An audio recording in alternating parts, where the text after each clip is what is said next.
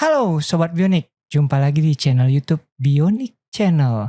Pada episode kali ini kita akan membahas tentang bahaya dari merokok. Nah, buat sobat-sobat Bionik semuanya pasti ada yang pro dan kontra dalam hal ini. Cuman kita tetap membahas secara kesehatan ya teman-teman sobat Bionik di rumah ya. Jadi buat kalian yang baru pertama kali nonton channel ini, jangan lupa like, subscribe, dan tekan tombol loncengnya karena di Bionik Channel kita akan membahas tentang kesehatan, olahraga, dan gaya hidup.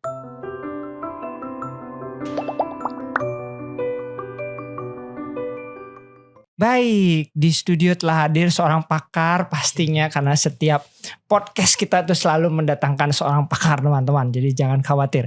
Di sini telah hadir Dr. Ayu Suwandewi. Selamat sore dokter. Selamat sore Dr. Ya, dan ini sahabat Bionik ya. Suatu kehormatan buat saya dok. Jadi kalau teman-teman tahu bahwa kalau misalnya kita membicarakan masalah rokok, baik itu nasional kadang-kadang sampai dengan di Bali ini ataupun di nasional, itu pasti orang merujuk ke Dr. Ayu Suwandewi ini. Ini salah satu aktivis anti rokok, saya berani bilang begitu. Benar ya dok ya? Iya. Gerada gerudupnya gitu ya. Dokter, sebelumnya bisa diceritakan dulu kepada Sobat Bionik siapa dokter dan apa keseharian dokter dalam kesehariannya sebagai apa dan bagaimana. Silakan dokter. Yes, terima kasih. Saya Dr. Ayu Suwandewi. Keseharian sebenarnya sebagai dosen di program studi Sarjana Kesehatan Masyarakat. Kebetulan saat ini jadi koordinatornya juga. Selain itu kami dalam tim yang tergabung dalam Udayana Sentral, Center for NCD, Tobacco Control and Lung Health. Jadi kami bergerak dalam upaya mendorong berbagai bentuk kebijakan, riset-riset, dan advokasi di bidang pengendalian tembakau. Jadi dan juga tuberkulosis yang banyak sekarang kita kerjakan. Kurang lebih mungkin sudah mulai dari tahun 2010-an ketika kita mendorong Perda KTR Provinsi Bali waktu Nike. Akhirnya 2011 Bali memiliki perda pertama di tingkat provinsi di Indonesia. Kemudian gerlir-lian ke kabupaten kota, mendorong kabupaten kota punya regulasi. Akhirnya semua kabupaten sampun memiliki regulasi saat ini. Nah, itu salah satu bentuk namanya output nih. Di samping itu ya beberapa kegiatan penelitian dan kegiatan-kegiatan pendampingan lainnya. Dan kurang lebihnya. Ini regulasi tentang merokok berarti ya dok ya? Regulasi KTR nih kan KTR kawasan tanpa rokok. Oh, kawasan tanpa rokok. Singkatannya nggih. Jadi Niki sudah diamanahkan sebenarnya dari Undang-Undang Kesehatan yang waktu Niki tahun 2009 agar pemerintah daerah membentuk peraturan kawasan tanpa rokok, tujuannya untuk melindungi orang-orang dari paparan asap rokok. Jadi kawasan tanpa asap rokok untuk melindungi ya paparan pastinya terhadap asap rokok bagi masyarakat luar. Dan ini sudah di semua kabupaten di Bali? Sudah semua memiliki regulasinya dan sudah diimplementasikan. Cuman kan masalah implementasi ini tantangan lagi ya. Jadi makanya tetap masih didampingi teman-teman di kabupaten kota. Dan ini sudah 15 tahun berarti kalau dari 2010? Perda pertamanya 2011 yang provinsi. Keluarnya 2011, tapi asosiasinya sendiri sudah dibentuk dari 2010 begitu ya dok ya? Rada gerudupnya dari 2010. Dari 2010, cukup lama dokter ya, sudah 15 tahun. Nah dok, sebenarnya pertanyaan yang paling sering adalah apa tren? Bagaimana dengan tren merokok saat ini di Indonesia lah karangan? Jadi apakah bagaimana dengan yang karena saya lihat makin banyak yang perempuan juga. Kalau zaman dulu gitu kan kita kebanyakan pasti laki-laki. Tapi sekarang juga banyak saya lihat perempuan-perempuan mulai merokok. Silakan dokter mungkin. Jadi tren merokok sebenarnya kalau secara global tren merokok sudah menurun. Dengan peningkatan upaya regulasi pengaturan yang lebih ketat, secara global dia turun. Tapi di Indonesia sayangnya tidak. Jadi dalam 10 tahun terakhir 2011-2021 survei yang terakhir untuk dewasa itu 15 tahun ke atas dimasukkan dewasa itu penurunannya hanya 0, sekian, jadi tidak signifikan dan secara jumlah malah meningkat 10 juta orang kan penduduk bertambah Jadi itu gambaran perokok pada orang dewasa. Saat ini kita memiliki 70 juta perokok dewasa di Indonesia. Aktif? Ya. 70 70 juta juta perokok aktif. usia Wow. 15 tahun ke atas. Usia 15, Ya. usia produktif lah. Ya. Usia malah anak-anak bagi saya 15 karena 15 masih anak-anak, 18. nggih. Iya, remaja lah dalam artian. Nggih. Kalau Wow. yang kelompok usia 13-15 tahun nikah ada juga surveinya. Itu juga cukup tinggi nggih, sekitar 19% kalau secara keseluruhan, tapi pada laki-laki sekitar 30%. Nah, yang dewasa nikah laki-laki 60, sekitar 65%. Dari 70 juta tersebut 60%-nya laki-laki. Nggih, dari penduduk dari khusus pada laki-laki. Ya. Proporsinya, prevalensinya nikah 60. Dari 5%. seluruh laki-laki di dewasa. Indonesia, Ya. 60%-nya merupakan perokok. Hanya dari 3. Yuk. 2 dari 3 laki-laki dewasa itu merokok di Indonesia. Wow, Jadi angkanya kan luar Cukup biasa. cukup Nah, tinggi. dan sayangnya pada anak muda nikah usia 10-18 tahun itu yang dimonitor juga di Indonesia, tidak terjadi perubahan yang bermakna nggih dalam 10 tahun terakhir dari 7,2 sekarang 7,4 kan malah naik. Jadi artinya dalam 10 tahun terakhir apapun upaya yang dilakukan nikah belum mampu nggih untuk mengontrol prevalensinya. Oh, jadi dalam artian memang sudah ada upaya, tetap ada upaya, tapi angkanya di Indonesia terutama, Indonesia global terutama. turun, baik. Kemudian, nah dok, mungkin bisa dijelaskan dok, meskipun kita tahu bahwa semua orang bilang, bahkan iklan rokok juga bilang hati-hati, bahaya sekarang kan di iklan rokok ada tuh, hati-hati bahaya merokok dan sebagainya. Tapi mungkin bisa dijelaskan pada Sobat Bionik dok, sebenarnya bahaya merokok itu seperti apa? Dan juga perlu diketahui bahwa tidak hanya perokok aktif, jadi perokok pasif juga berbahaya. Juga mungkin dijelaskan pada Sobat Bionik apa itu perokok aktif, perokok pasif, mungkin dijelaskan, silakan dokter. Kalau yang dimaksud perokok aktif ini kan orang yang menghisap rokok. Sedangkan perokok pasif adalah orang yang tidak menghisap rokok, tapi dia ketika berada di dekat perokok itu dia menghirup asap, jadi terpapar asap. Atau dalam bahasa Inggrisnya disebut second hand smoke. Jadi yang keluar dari ketika perokok itu merokok kan ada asap yang keluar nih, yang dihirup, dan itu juga memberikan dampak kesehatan. Nah, kalau bicara dampak kesehatan, karena mungkin sudah banyak nih kalau di Google aja gitu, berapa banyak dalam satu batang rokok itu ada apa yang dikandung gitu kan. Bahkan kalau mau dilihat, saya suka pakai slide ini kalau presentasi, di bungkus rokoknya sendiri sudah ada disclaimer dari industrinya, tapi kita kan nggak percaya gitu jadinya gitu. Tidak ada batas aman, ada 4.000 bahan kimia berbahaya. Itu disclaimer di dalam bungkusnya. Kayak kita mau beli air itu ada tulisan awas ada 4.000 bahan berbahaya, kan kita nggak berani minum. Pasti tidak berani minum. Padahal tapi rokok orang tetap aja mengkonsumsi. Nah, ya bahayanya seperti tadi karena ada berbagai bahan kimia, baik pada produk bahan untuk membuat rokoknya, kan rokok itu dibuat dari daun tembakau, kemudian ada kertasnya, kemudian ada saus yang ditambahkan. Kemudian dan akibat proses pembakaran itu juga muncul bahan-bahan kimia tadi. Bahan kimia ini otomatis terserap ke dalam tubuh ya, disap masuk ke dalam saluran pernapasan. Memang kerusakan pertama ya biasanya di saluran pernapasan. Penyakit-penyakit yang berhubungan dengan saluran pernapasan, kanker, pneumonia, termasuk tuberkulosis itu risikonya jadi lebih tinggi. Kemudian bahan-bahan kimia tadi akan masuk ke peredaran darah, jadi ikut beredar ke seluruh tubuh sehingga bisa menyebabkan berbagai penyakit tadi.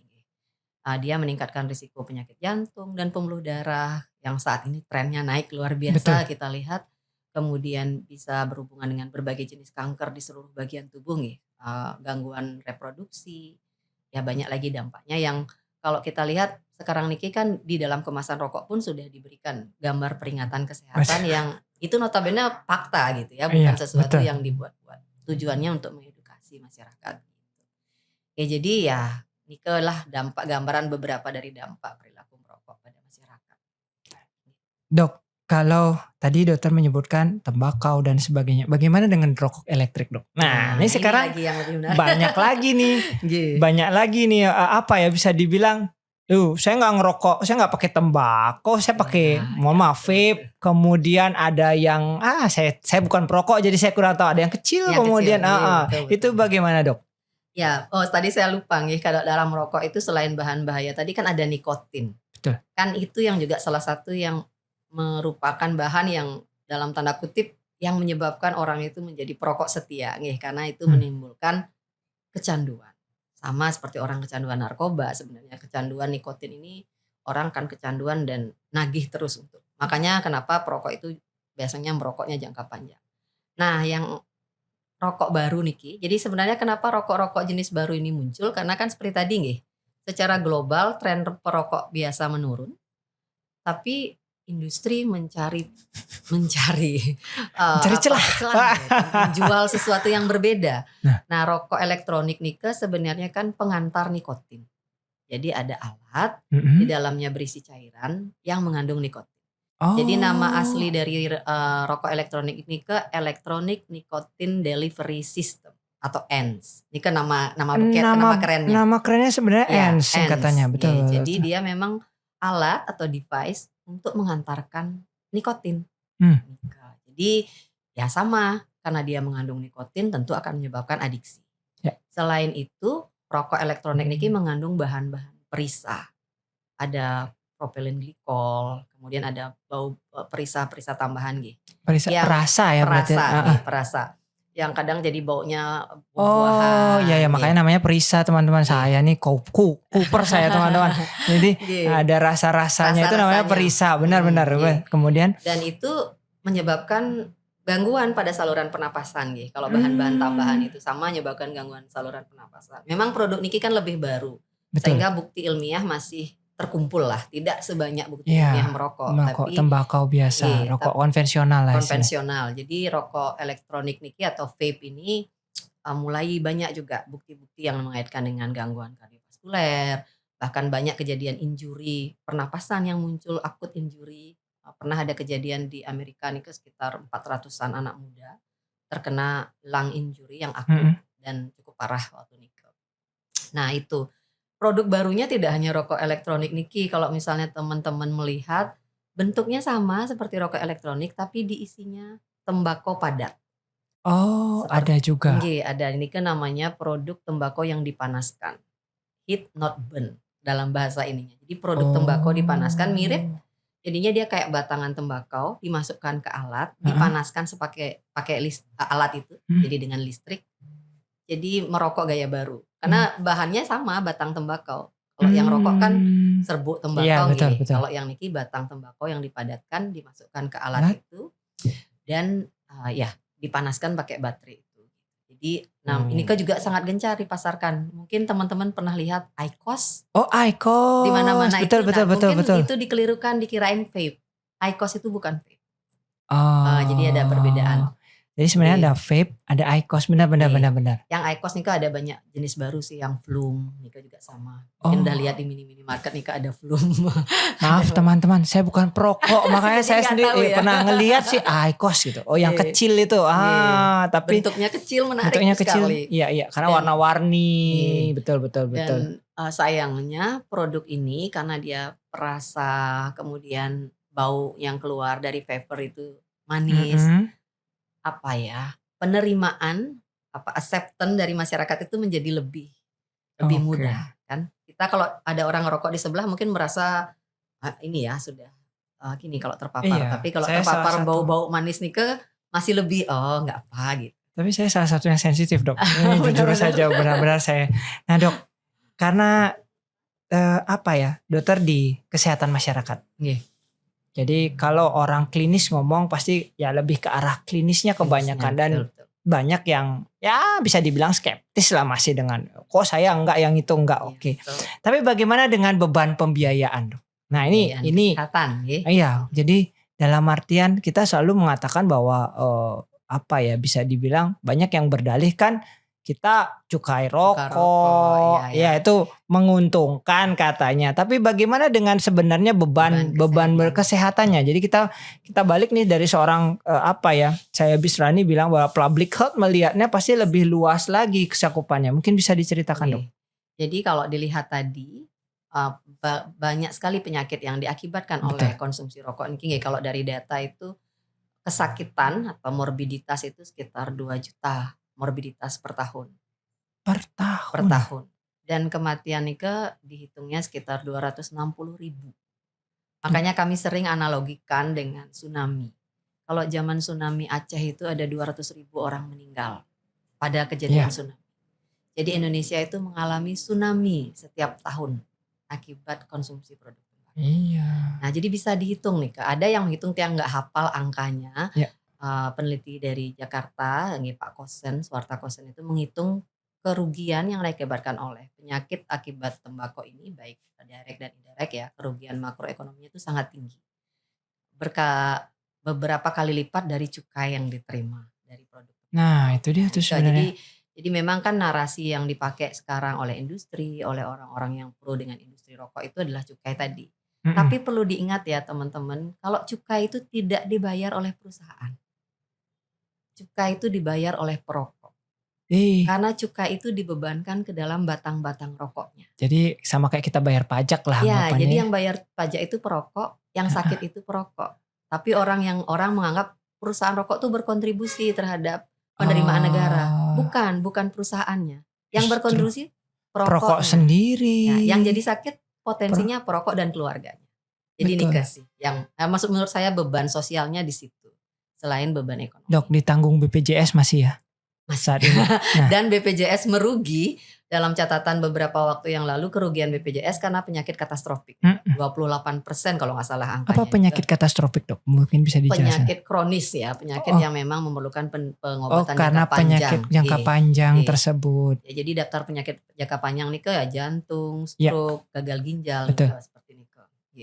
Jadi itu Kanker juga. berdampak dari rokok. Dan BPJS mengatakan merugi. Merugi. Kan BPJS selalu mengatakan merugi. Tapi memang kalau rokok memang bisa dibilang ya seperti itu kejadiannya. Jadi perlu fakta teman-teman. Nah nih tantangan terbesar sebenarnya dok dalam mendorong orang untuk berhenti merokok. Iya. Tentu tadi nggih adiksi itu. Jadi orang untuk lepas dari adiksi itu butuh komitmen, butuh support. Jadi sebenarnya sekarang niki sudah banyak layanan-layanan berhenti merokok yang sudah dibuat. Namun hasil evaluasi yang pakai nggak ada gitu. Jadi misalnya di puskesmas di Kota Denpasar niki semua punya. Sebenarnya puskesmas sudah punya. Semua punya unit UBM namanya, upaya berhenti merokok. Semua ada dilatih, alat sudah ada, alat untuk mengukur fungsi paru, spirometer mereka udah disediakan. Tapi sayangnya nih animo pemanfaatannya. Jadi memang perlu upaya untuk mendorong orang pakai, itu salah satunya nih. Satu memang adiksi, jadi memang mereka butuh support untuk berhenti. Namun hal lain, aspek lingkungan nih yang menghambat orang untuk berhenti. Kalau keluar rumah lihat iklan, gimana nggak masih mau tetap merokok. Kemudian lihat rokok dipajang di mana-mana di tempat penjualan. Mungkin itu dok, peran media elektronik, media sosial. Betul sekali. Ini kayak saya ini Sobat Bionik mungkin dilihat ini Lobo ya, ini mainan teman saya ini Lobo ini dia sudah merokok. Nah mungkin ini salah satunya ya dok ya. Jadi kelihatannya keren, badan kotak-kotak ngerokok, padahal saya badan kotak-kotak nggak ngerokok. Sombong ceritanya teman-teman. Tapi bagaimana peran? Nah sebenarnya peran sebuah media sosial, peran apa ya, bisa dibilang media sosial, komik misalnya. Karena kadang-kadang saya melihat bahwa anak-anak muda nonton YouTube gitu kan, anak-anak kecil lah nonton YouTube kok keren ya gitu. Terus sekarang ngelihat kan yang elektronik tuh dikalungin gitu dok, kok keren ya, apa tuh dikalungin? Tren gitu sekarang ya, kalung warna-warni. Betul, saya sampai mohon maaf dok, ini info sedikit. Saya kebetulan punya anak SMP gitu. Kemarin gurunya bilang ada anak kecil, anak SMP kelas 1 jualan di tasnya itu bukan buku dok, isinya rokok elektrik. Dijualin ke teman-temannya. Wow, ini yang sangat dikhawatirkan karena memang rokok elektrik ini justru lebih tinggi pada anak-anak muda yang pakai dibandingkan orang dewasa kalau dari datanya. Nah, tapi sebenarnya upaya yang saya lakukan ya sebenarnya dari sekarang ini kan kami sedang mendorong pemerintah ya sebenarnya. Paparan iklan nih salah satu yang mendorong orang untuk mulai merokok. Walaupun ada ya, dan ada juga pasti faktor sebaya nih, lingkungan sebaya. Jadi pemerintah yang memang harus tegas dalam mengatur iklan rokok. Di berbagai negara iklan rokok ini kan dilarang. Ya. Jadi dilarang. Itu salah satu sehingga memang dia tidak bisa mengiklankan di internet, mengiklankan di jalan-jalan lagi. Itu salah satu upaya proteksi sebenarnya. Tapi itu baru salah satu. Jadi memang banyak hal. Ya tentu yang tadi disampaikan di sosial media tetap juga perlu adanya edukasi edukasi tentang bahaya, tentang dampak itu di berbagai media juga. Entah mau melalui sekolah, melalui sosial media juga ataupun media-media lainnya. Tapi memang peran pemerintah niki memang masih setengah-setengah sih kalau di Indonesia.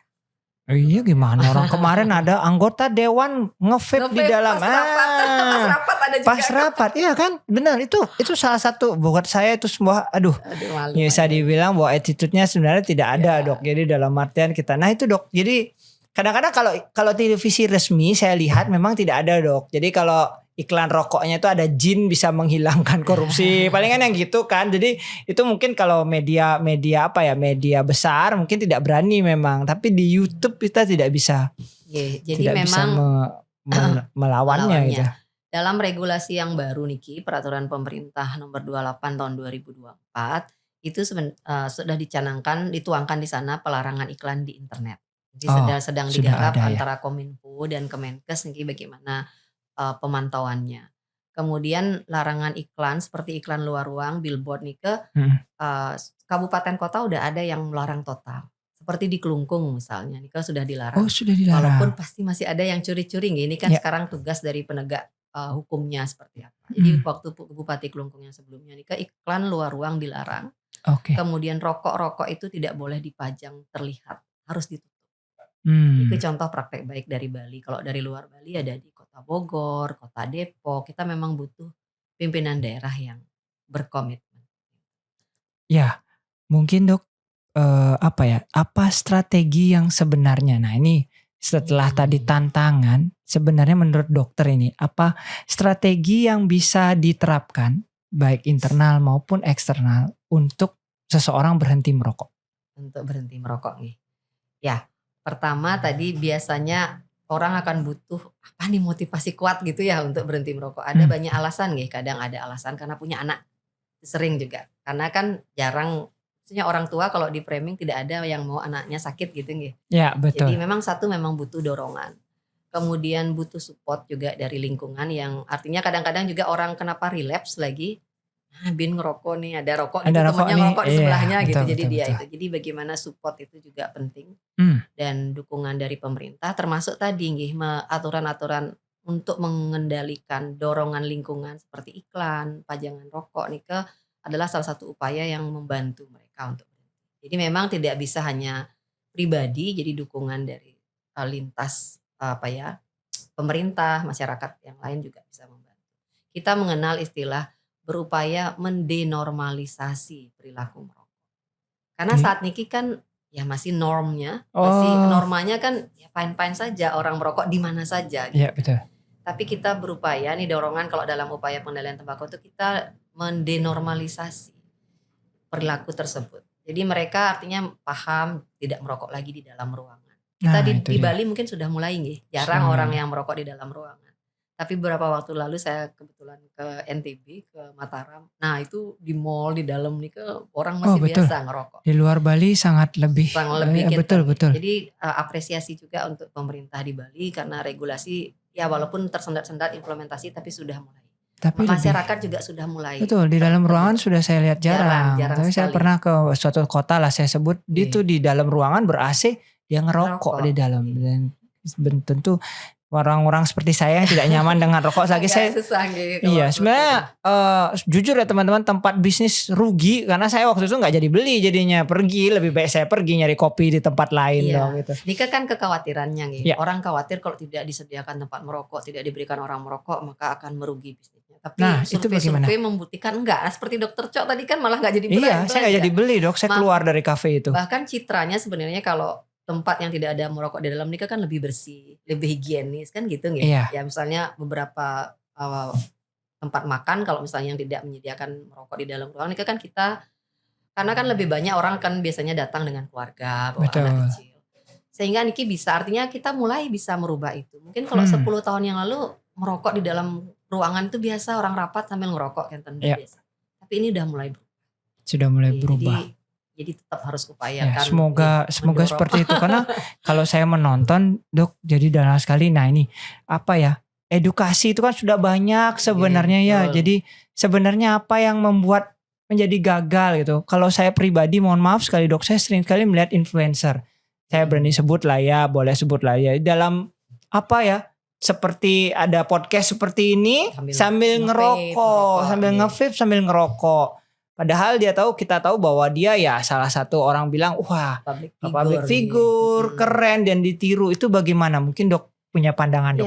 Ya, memang sebenarnya kita menginginkan public figure itu kalau bisa kita nggak tahu juga apakah dia endorsement juga dari rokok kan, Nah, atau itu kita kita nggak nggak tahu tahu juga. Jadi sebenarnya ada sudah beberapa contoh artis itu yang memang tidak mau menerima sponsor atau endorse. Jadi kita harapkan sebenarnya ya public figure itu mau mensupport upaya pengendalian dan juga perlindungan anak. Karena memang industri itu terutama yang vape ini sangat memanfaatkan public figure. Coba dilihat banyak artis-artis muda, kadang yang bukan artis tapi memang followernya banyak di Instagram nih mempromosikan vape kan. Iya, Kemudian banyak, ada beberapa figur penting yang banyak lah followernya. Ini kan menjadi sesuatu yang dilihat oleh anak-anak. Ya. Seperti hal seperti ini juga memang harus dikendalikan. Jadi kalau Dokter Cok tadi menyampaikan udah edukasi udah banyak. Nah, edukasi ini kan penting untuk membangun pemahaman. Tapi kalau sekitar itu tidak juga mensupport perubahan pemahaman itu menjadi perilaku, Nike yang support lingkungan sekitar berarti juga penting selain hanya edukasi ya dok ya. Lingkungan Nike termasuk pemerintah. Termasuk pemerintah. Regulasinya soalnya pemerintah yang bisa buat. Betul.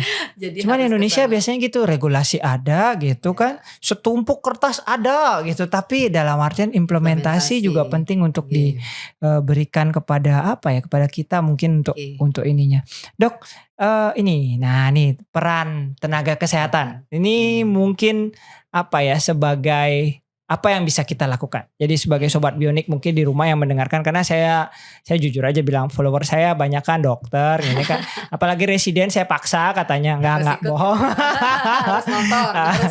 Nah dok, jadi bagaimana dok sebenarnya apa peran tenaga kesehatan? Karena maaf dok, tidak sedikit tenaga kesehatan yang juga rokok. Saya harus berani bilang seperti itu. Mungkin bisa dokter jelaskan. Kami sebenarnya pernah survei ya tenaga kesehatan itu terkait, ada dokter dan dokter gigi waktu itu sampelnya terkait perilaku merokok, pandangan terhadap merokok dan rokok elektronik. Jadi terus terang saja waktu itu memang masih cukup banyak yang pandangannya terhadap rokok elektronik terutama itu masih kurang pas gitu ya. Waktu yang bilang masih ada yang menganggap itu enggak apa-apa untuk bantu orang berhenti dan sebagainya. Peran kita tentu sebagai tenaga kesehatan yang harapannya memiliki pemahaman tentang dampak bahaya merokok dan merokok elektronik karena juga mengandung nikotin. Tentu harapannya kita bisa bersama-sama paling enggak mengedukasi itu dulu. Mengedukasi siapapun yang kita ketemu, entah itu pasien, entah itu kalau tenaga kesehatan masyarakat mungkin ketemunya orang-orang yang berkunjung ke puskesmas atau masyarakat sendiri. Jadi edukasi ini penting untuk mengingatkan.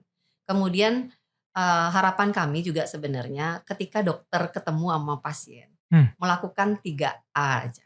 3A. Ask, jadi tanyakan merokok apa tidak. Kemudian assess gitu ya. Assess jadi maksudnya melakukan penilaian nih merokoknya tingkat kecanduannya seperti apa gitu. Yang ketiga nih advice. Jadi ask, assess, and advice. Jadi kan dokter dan tenaga kesehatan mungkin perawat, dokter gigi sehariannya kan ketemu pasien, selalu ketemu pasien gitu. Jadi Nike kalau kita bisa melakukan screening, kemudian ketika kita advice-nya salah satunya rujuklah dia ke klinik berhenti merokok. Kami juga berharap misalnya teman-teman di puskesmas juga seperti itu karena layanan berhenti merokok ada di puskesmas. Ketemu pasien hipertensi, tanyain status merokoknya, suruh mereka konseling. Jadi artinya Nike juga hal yang konkret yang sebenarnya bisa dilakukan oleh tenaga kesehatan. Ya selain upaya-upaya di tingkat masyarakat masih banyak kita mendorong rumah bebas asap rokok. Kita banyak melihat di tempat-tempat publik mungkin udah mulai orang tidak merokok. Tapi anak ini banyak terpapar di dalam rumah juga. Bersyukur kalau anak-anak orang tuanya tidak merokok Kalau yang orang tuanya merokok, kadang-kadang mohon maaf gitu, kadang agak egonya orang tua itu dia akan merokok di mana saja, termasuk di dalam rumah. Sehingga bisa dibayangkan itu anak-anak terpapar dan risiko kesehatan. Jadi banyak hal-hal kecil yang kita bisa lakukan di masyarakat. Dengan banyak orang mungkin akan berdampak untuk itu. Semakin banyak yang melakukan pasti semakin banyak. Dok, betul. Ini apa ya, saya berani bertanya seperti ini karena Dokter Ayu Swandewi ini sudah keliling dunia. Ya harus berani lihat kalau ngelihat Instagramnya lagi di sini conference rokok, lagi di sini conference rokok. Dok, sebenarnya bagaimana bagaimana sebenarnya di dunia ini, di global ini bagaimana sih sebenarnya dokter-dokter tersebut, apakah sama permasalahannya dengan di Indonesia ataukah ada perbedaan? Mungkin dokter punya pengalaman jadi dapat bertanya dengan dokter-dokter di sana ataupun sharing dan bagaimana itu mungkin bisa diceritakan, Dok. Jadi masalah konsumsi produk tembakau dan nikotin ini sebenarnya sama di mana-mana gitu. Karena menjadi concern di tingkat global sehingga WHO sendiri, Organisasi Kesehatan Dunia ini mencanangkan, bukan WHO, negara-negara mencanangkan kesepakatan treaty, Framework Convention on Tobacco Control. Jadi ada konvensi kesehatan pertama yang ditandatangani di tingkat dunia. Jadi 184 negara kalau tidak salah. Jadi hampir semua negara di dunia sekarang sepakat untuk mengikuti treaty ini, kesepakatan ini. Jadi semuanya sepakat untuk mengendalikan produk tembakau. Jadi dia diadopsi tahun 2015, berarti sudah 20 tahun FCTC ini. Sayangnya Indonesia tidak menjadi penandatangannya. Jadi pemerintah Indonesia ikut merumuskan, merancang FCTC ini pada pembahasannya. Tapi ketika penandatanganan tidak ikut menandatangani. Kenapa, Dok? Kesepakatan itu. Kenapa, Dok? Kenapa? Karena intervensi. Jadi waktu Niket yang dengar ceritanya sudah ada yang mau berangkat untuk penandatanganannya tapi tidak jadi berangkat. Karena intervensi masalah industri berarti ya. Tapi industri ini kan tidak hanya di Indonesia. Betul. Cina negaranya yang punya perusahaan rokok. Dia mengaksesi. Jepang punya Japan Tobacco. Perusahaannya juga besar. Indonesia apa sih namanya, Dok? Kalau boleh tahu. Banyak perusahaan yang besar banyak. Perusahaan maksud saya dalam artian tidak jadi satu ya. So kalau Indonesia dia terpisah-pisah kayak mohon maaf gudang garam. Gudang garam. Yang besar nih kan gudang garam, Jarum. Saya pernah melihat ininya, Dok, di Kediri, Dok. Jadi dari satu sungai ke sungai lainnya dengan pagarnya yang besar G gitu dengan lapangan helipad, helikopter di depannya. Wow. Memang besar. Kenapa besar ya? Karena pasarnya besar. Perusahaan itu yang punya besarnya bisa begitu. Yang rokok belum tentu punya helikopter kan, Dok? Enggak. Makanya saya harus berani bilang. Rokok nih kebanyakan ke orang dengan sosial ekonomi kurang Dokter Jo. Makanya saya kalau teman-teman saya pernah melihatnya sendiri. Saya pernah melihatnya sendiri benar-benar panjang dan besar rumahnya betul-betul bahkan di dalamnya ada helipad. Gila bagi saya. Tapi dia tidak ada anggota keluarganya yang merokok. Pemilik perusahaan itu nggak ada yang merokok. Saya yakin sih kayaknya enggak kalau melihat seperti itu. Karena mereka ingin menikmati uangnya lebih lama lagi dong. Sayangnya mungkin gitu. Mirisnya sih seperti itu. Artinya orang berjualan produk yang jelas-jelas memberikan dampak kesehatan kepada masyarakat. Padahal di Jepang, tadi Japan Tobacco. Kemudian Cina punya malah kan, kalau Cina kan negara pastinya, tapi mereka tanda tangan. Mereka tanda tangan. Artinya dengan tanda tangan ini negara akhirnya memiliki wadah dan dievaluasi. Dievaluasi kita sekarang dievaluasi juga walaupun tidak menjadi anggota, dievaluasi juga beberapa strategi itu seperti apa penerapannya di Indonesia sejauh mana. Tapi jadinya kurang, komitmennya jadi tidak kuat. Komitmen pemerintah tidak ada. Jadi kalau ikut dalam treaty ini kan ada pertemuan Conference of Party. Jadi setiap tahun nih yang lupa berapa tahun sekali ada pertemuan untuk berdiskusi terkait upaya-upaya, ada pendampingan yang lebih intensif untuk itu. Sehingga kenapa dalam 20 tahun FCTC ini seperti tadi di beberapa negara itu trennya sudah bagus terkait pengendalian.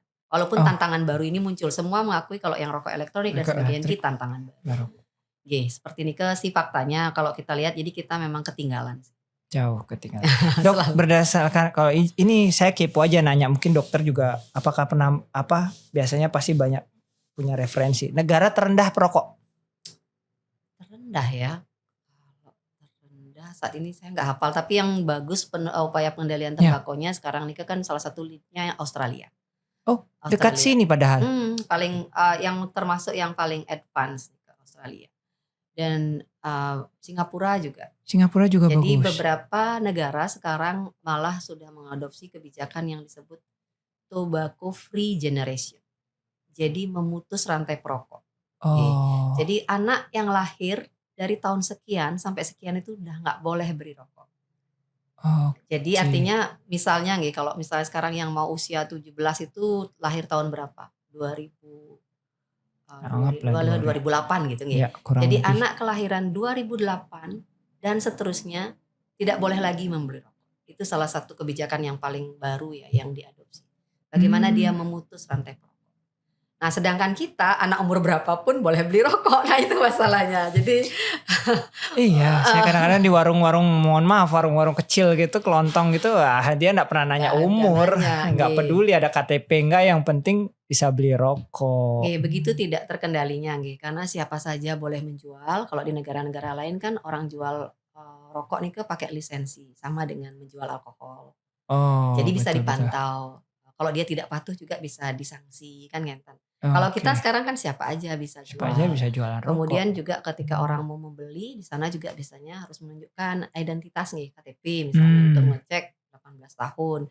Regulasi kita yang terbaru PP yang sebut tadi 28/2024 malah usia yang boleh beli itu dinaikkan jadi 21 tahun. Kalau ini diimplementasikan pasti akan bagus dampaknya Tapi kembali lagi tadi Dokter Cok bilang implementasi masih menjadi tantangan besar. Nika. Jadi mungkin seperti itu. Dokter, seru sekali sebenarnya Dok, seru sekali, dan saya banyak mendapatkan insight baru, dan walaupun karena memang harus berani bilang masalah rokok ini masalah global, sehingga harus banyak lintas sektoral yang harus menanganinya dan mengatasinya. Dok, mungkin pesan terakhir untuk Sobat Bionik yang ada di rumah, saya persilahkan Dokter. Pesan terakhir jadi melihat situasi yang mengkhawatirkan baik penggunaan rokok konvensional yang masih tinggi, kemudian muncul produk-produk baru sekarang kan kita akhirnya menghadapi beban ganda dari kecanduan produk tembakau dan nikotin. Jadi saya mengharap kepada teman-teman semua, kalau yang belum terpapar atau belum mencoba, jangan mencoba karena sekali mencoba kan potensi kecanduannya akan sangat tinggi. Bagi yang sudah merokok, upayakan untuk bisa berhenti karena berhenti merokok akan membuat terjadinya perubahan yang luar biasa ke dalam tubuh Kondisi indikator-indikator kesehatan itu akan membaik. Dalam 24 jam aja setelah merokok akan ada perbaikan. Kemudian bagi tenaga kesehatan, jadi saya mengajak untuk bisa peduli terhadap situasi yang kita hadapi di sekitar kita. Bagaimana kita mendenormalisasi perilaku niki dan berupaya untuk melindungi anak, melindungi masyarakat dari bahaya produk tembakau dan nikotin. Mungkin seperti ini pesannya. Wow, terima kasih sekali. Pada intinya adalah ayo berhenti merokok. Itu yang mungkin aku harus disampaikan. Terima kasih banyak Dokter atas infonya. Mungkin di lain kesempatan saya akan mengundang dokter lagi karena menarik sekali rokok ini, ada rokok elektrik dan sebagainya. Jadi sangat banyak permasalahannya. Mungkin mohon tidak bosan-bosan nantinya kalau saya undang kembali untuk masalah rokok. Demikian teman-teman episode kita kali ini tentang bahaya merokok. Jangan lupa buat kalian yang pertama kali nonton, jangan lupa like, subscribe dan tekan tombol loncengnya karena di Bionik Channel kita akan membahas tentang kesehatan, olahraga dan gaya hidup. Terima kasih.